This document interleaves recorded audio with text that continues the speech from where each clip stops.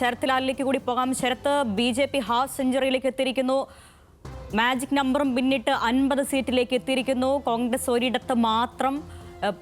APക്ക് ഇനിയൊരു തിരിച്ചുവരവിന് അതൊരു സാധ്യത പോലും ഇപ്പോൾ നിലവിൽ ചിത്രത്തിൽ ഈ സാഹചര്യങ്ങൾ പരിഗണിക്കുമ്പോൾ ഇതൊരു ഡൽഹിയിലെ അധികാര കൈമാറ്റം മാത്രമായിട്ടല്ല ഈ തെരഞ്ഞെടുപ്പ് ഫലം വരാൻ പോകുന്നത്. അത് സ്വാഭാവികമായും ദേശീയ രാഷ്ട്രീയത്തിൽ ഉണ്ടാക്കാൻ പോകുന്ന ചലനം, മാറ്റം അത് ഏറെ നിർണായകമാണ്. ശരത്,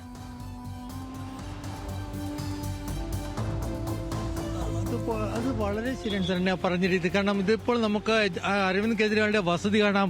ഒരു പ്രവർത്തകർ പോലുമില്ല വസതിയിൽ. എല്ലാവരും സ്ഥലം വിട്ടുകഴിഞ്ഞു. വെറും സുരക്ഷാ ഉദ്യോഗസ്ഥർ മാത്രമാണ് വീട്ടിലുള്ളത്. കാരണം അത്രയും ഒരു നിരാശാജനകമായ ഒരു അവസ്ഥയാണ് നമ്മളിപ്പോൾ ഇവിടെ കെജ്രിവാളിന്റെ വസതിയിൽ കാണുന്നത്. ഒരു പ്രവർത്തകൻ പോലും ഇവിടെ ഇല്ല. ഡൽഹി പോലീസിന്റെ സുരക്ഷാ ഉദ്യോഗസ്ഥർ മാത്രമാണ് വസതിയിലുള്ളത്. അതുപോലെ തന്നെ നമുക്ക് കാണാൻ കഴിയും, പൂക്കളൊക്കെ കെജ്രിവാളിന്റെ പൂക്കളൊക്കെ സ്വീകരിക്കാൻ കൊണ്ട് പ്രവർത്തകർ പൂക്കൾ ഉപേക്ഷിച്ചിട്ടാണ് പോയിരിക്കുന്നത്.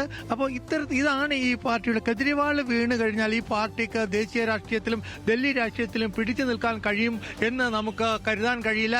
കാരണം കെജ്രിവാൾ എന്നുള്ളൊരു വ്യക്തിയെ ചുറ്റിപ്പറ്റിയായിരുന്നു ഈ രാഷ്ട്രീയം മുന്നോട്ട് പോയത്.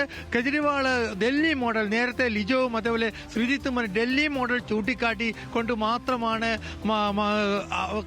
ആം ആദ്മി പാർട്ടി മുന്നോട്ട് പോയത്. അവരെ ഗോവയിൽ വികസിപ്പിക്കാൻ നോക്കിയും കേരളത്തിൽ മത്സരിച്ചതും എന്തിന് പഞ്ചാബ് പിടിച്ചെടുത്തതും ഒക്കെ വാരാണസിയിൽ മോഡിക്കെതിരെ മത്സരിച്ചതൊക്കെ ഡൽഹി മോഡൽ ചൂണ്ടിക്കാട്ടിയാണ്, കെജ്രിവാളിനെ ചൂണ്ടിക്കാട്ടിയാണ്. ഈ കെജ്രിവാളിന്റെ പതനം, ഡൽഹിയിലുള്ള പതനം ഈ പാർട്ടിയെ തന്നെ ഇല്ലാതെ തന്നെ ആക്കുമെന്നുള്ള കാര്യത്തിൽ സംശയമില്ല. ഏതായാലും അതിന് വിപരീതമായി കെജ്രിവാളിന്റെ വീടിന്റെ ഒരു ഗേറ്റുകൾ തുറന്നിട്ടിട്ടുണ്ട്. നേരത്തെ ഒരിക്കൽ പോലും ഇത്ര ഫ്രീ ആയിട്ട് ആ ഗേറ്റുകൾ തുറന്നിടാറില്ല. സൈഡ് ഗേറ്റുകൾ പൂർണ്ണമായി തുറന്നിട്ടിരുന്നു. നേരത്തെ ഇതൊക്കെ സുരക്ഷാ ഉദ്യോഗസ്ഥർ അടച്ചിട്ടിരുന്ന ഒരു സ്ഥലമാണ്. ഇപ്പോൾ ഒരു പ്രവർത്തകർ പോലും ഇല്ലാത്തൊരു സാഹചര്യത്തിലേക്ക് കെജ്രിവാൾ മാറിയിരിക്കുന്നു.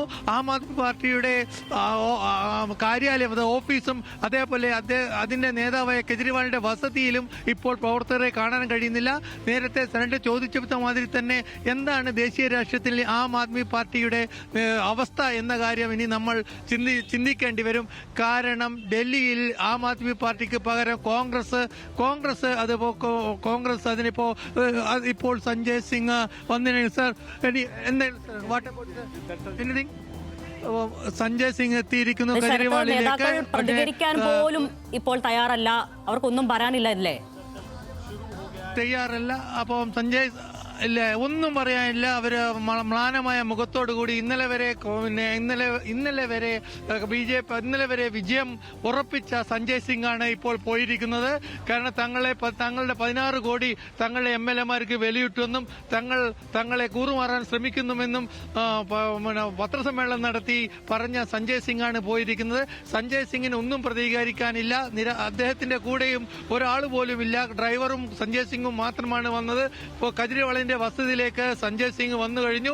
തികച്ചും ഒരു മ്ലാനത എന്ന് മാത്രമല്ല, തോൽവി അംഗീകരിക്കുന്ന ഒരു മുഖഭാവത്തിലാണ് സഞ്ജയ് സിംഗ്. അതുകൊണ്ട് തന്നെ അദ്ദേഹം പ്രതികരിക്കാത്തത്.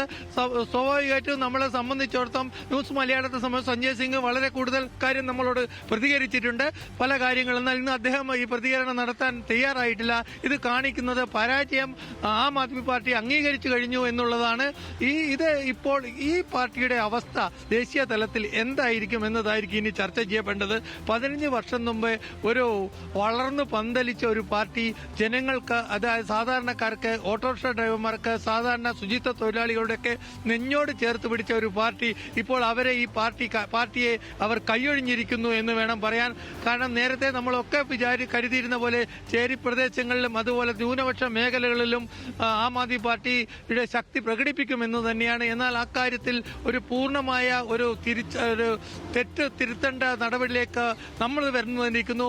ആ മേഖലകളിലും ആം ആദ്മി പാർട്ടിക്ക് തങ്ങളുടെ സ്വാധീനം നഷ്ടമായിരിക്കുന്നു എന്ന് വേണം പറയാൻ. ഏതായാലും BJPയെ സംബന്ധിച്ചോളം കഴിഞ്ഞ 27 വർഷത്തെ പരാജയം, അല്ലെങ്കിൽ 27 വർഷം ഭരണത്തിന് പുറത്ത ഒരു സംസ്ഥാനത്ത് തിരിച്ചു വന്നിരിക്കുന്നു.